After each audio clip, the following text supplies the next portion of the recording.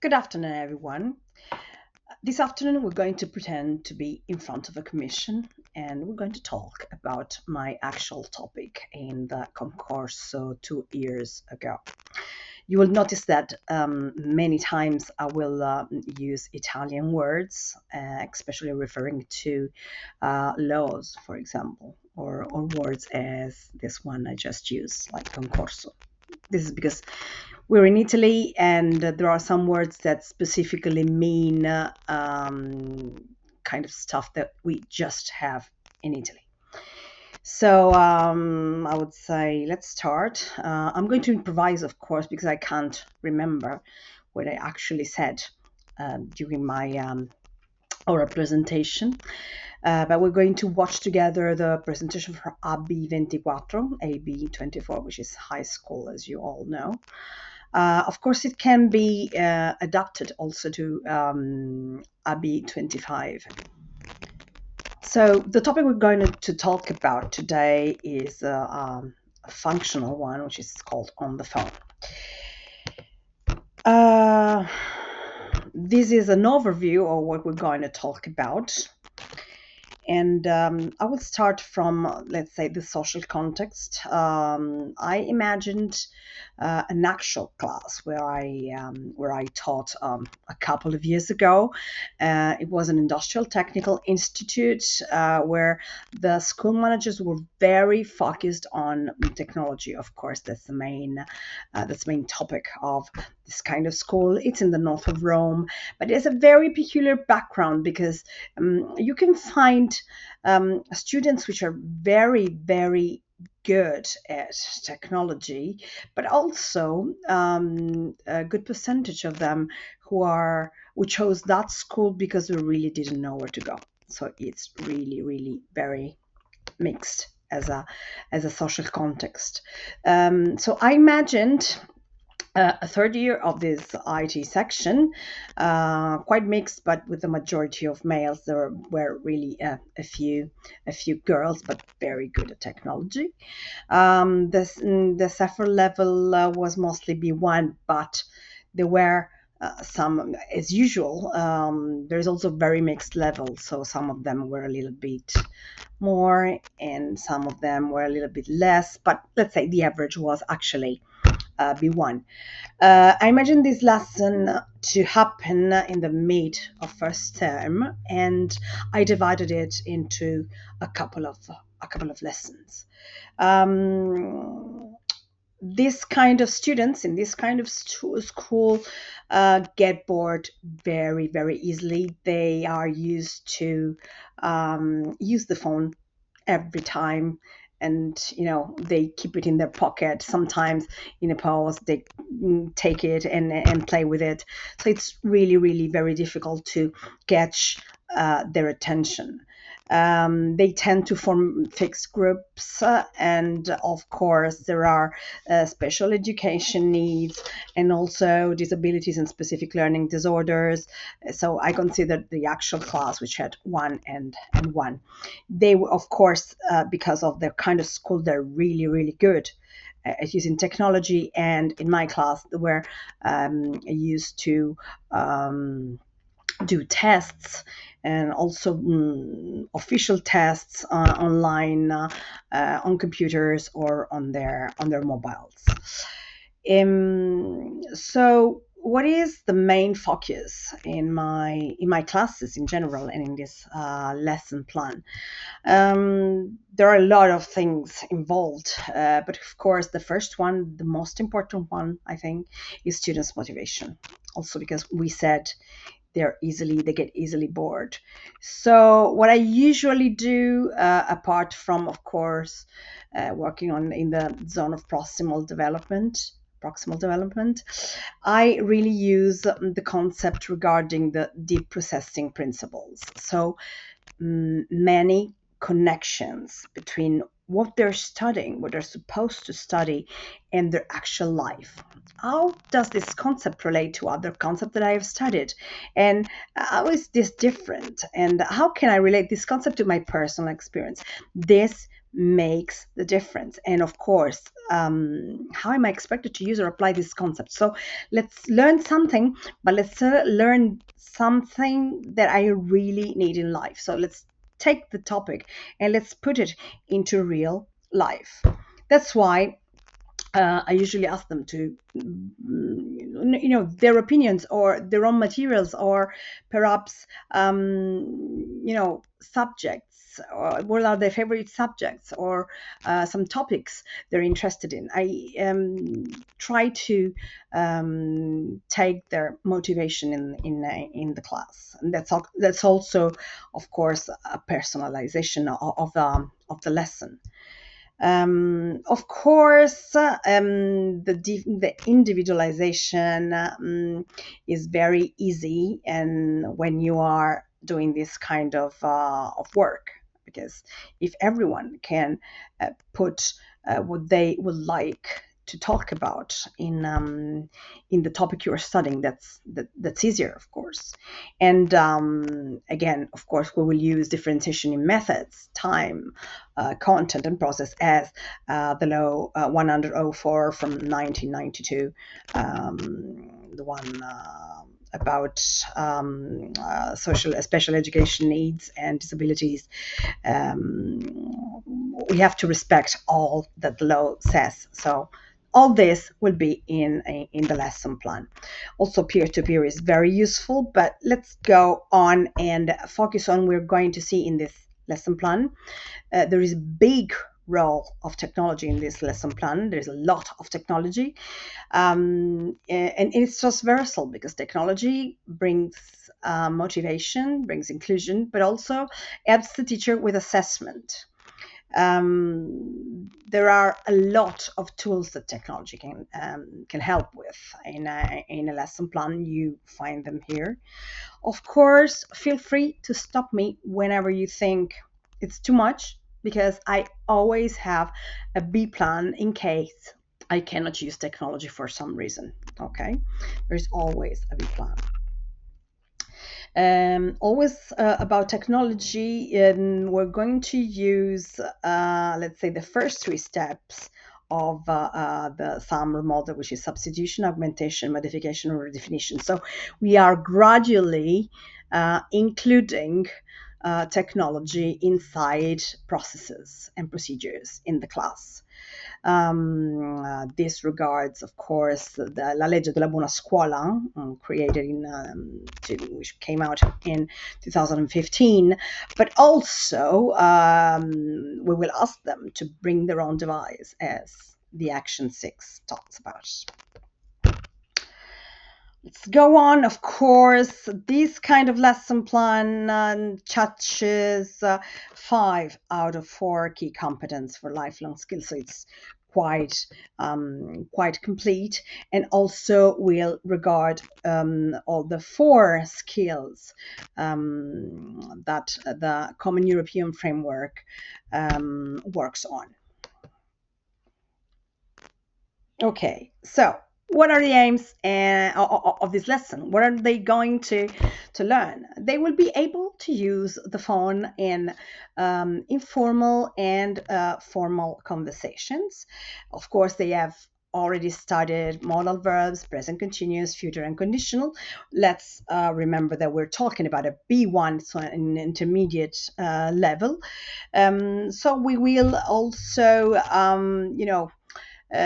do a step forward, and you will see that in the lesson plan there is also a touch of educazione civica. Sorry about this. Okay, you will find here 2 of, let's say, my favorite quotes. One is from Krashen, who I really love, and the other one is from Harmer. If you want your student to learn English, don't teach language, focus on content, and language will follow. If we think about this, what we have to do in the class is do something. Okay, get them to work, get them to speak, and language and the development of language will follow. Also, I love the filtro affettivo by Krashen because I think the low anxiety situations are really, really productive in class. So Harmer and Krashen go together very well. So starting from them, let's see finally what the lesson plan is about. So we have 2 days. I always start with a warm-up. In this case, the warm-up will last 5 minutes. As you can see at the bottom, you can see the role of the teacher changes during the lesson, as the role of the student as well. So this is a rhythm that changes. We will see at the end of this presentation why the rhythm has to change. Let's begin with a warm-up. So whenever I introduce a new topic, I like to play games and to make them guess what we're going to talk about. So I don't know if you're familiar with word rodeo, which is very nice way to guess words, because it actually takes out the words they already know. They need to guess a word. They have 5 attempts to guess the word, and they really love it. They always ask for more, but of course, in all games you have to know where to stop.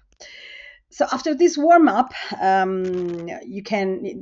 it's the engagement part. So I chose a very nice video, which is about several situations in movies. So it's something they're familiar with, famous actors, famous movies, situations where there are very quick phone conversation, and actually it's engaging, it's very fast, but also it shows you several situations where you actually use the phone.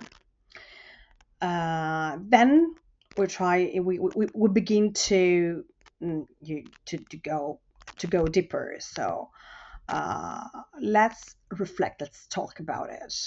We can do it just talking, or we can, for example, take the students with the ADHD to the interactive whiteboard and give them a job actually while we're discussing what are the situations when we use conversation or text message, or reasons you use your mobile phone. Let's reflect, what are the situations? Well, today we know that the phone is used for actually everything. So it's a good discussion, because you put them there to reflect what they actually do with them, what they split up also on the phone. So it's a very nice discussion.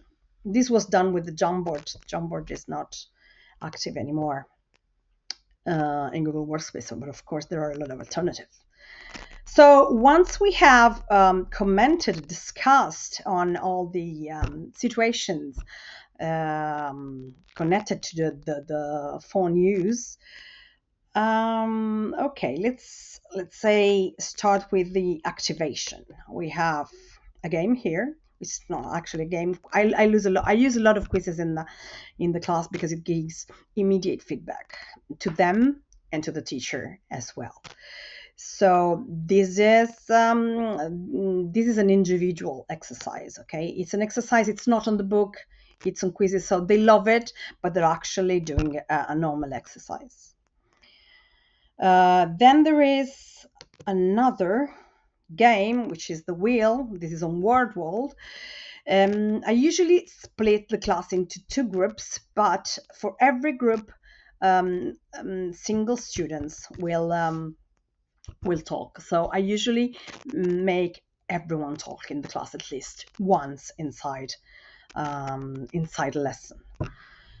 The same kind of exercise can be also used as homework. I usually give them the same one, so they can practice at home. So a part that I usually like a lot, and they also like a lot, it's a challenge. Challenge the teacher is another part of the activation. The activation part. It's a challenge that I give them of course, to do as a homework.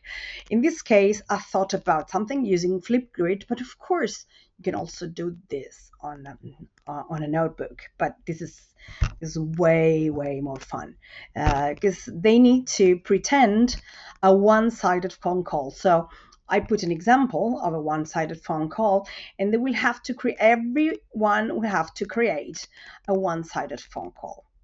And so it's a kind of game, because on Flipgrid you can put a like and you can comment, and they actually have the rest of the class is engaged, because they have to guess who the actual classmate is talking to. So this is also fun. So if I have time, not always, it's useful to do a wrap up about what they actually think about the lesson, if they think they have learned something. When I have time, I do this with a Google form.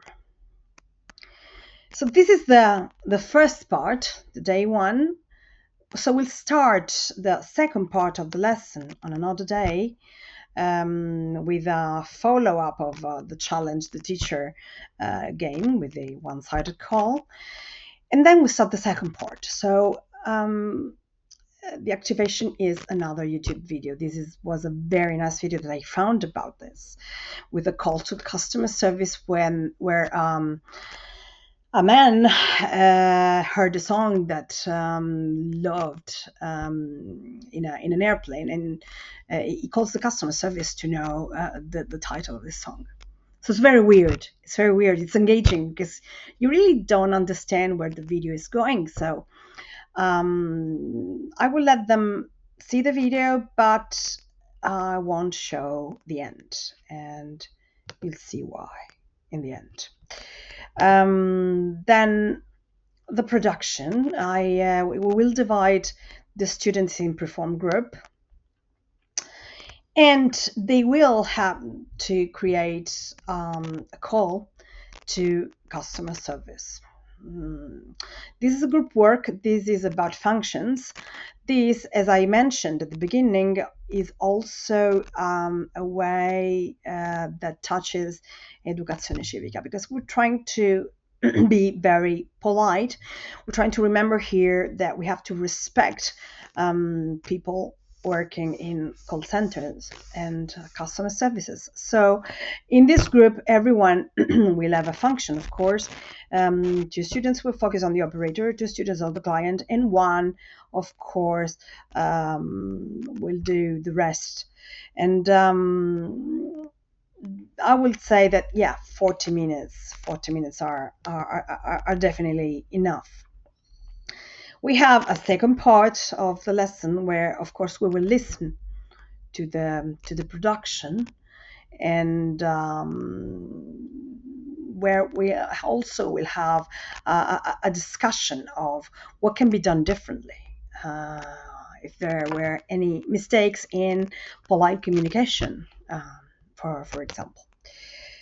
Of course, the discussion is always in English. We will take 10 minutes to sum up, to wrap up, and to learn to learn what is the best way to communicate with others with the customer service. And we will see the end of the video, which is really curious. I won't spoil it, but it's lovely. They all love it. So this is actually the lesson plan, the first and the second part. So we will start individually, and then we will end up with a group work. So we're touching a lot of stuff in this case. Let's have a look at the materials we used. We have Wordle, word cloud, YouTube video, quizzes, fortune wheel. Most of them are already inclusive.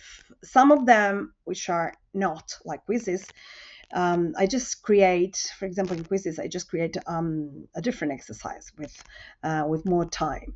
When they use the book, I usually use a mind map for students who need them. About the YouTube video, that sometimes can be a problem for special education needs, I show them the video in advance so they can, they already know what we're going to talk about. And in the group work, as I already mentioned, I always give the kids with special education needs a specific role, so that they feel attention on them, but also they don't distract, which is actually the better way to have a quiet class. So there are different methodologies involved and approaches involved in this kind of lesson plan. Of course, the engage, study, activate. We've seen that we have these three steps in this lesson plan. And then we have TEAL, technology enhanced advanced learning. We talked about the summer model. And then a lot of communicative language teaching. I want them to speak. I really want them to speak. That's the first thing. It's all learner-centered, of course. And a special mention to connectivism, which is a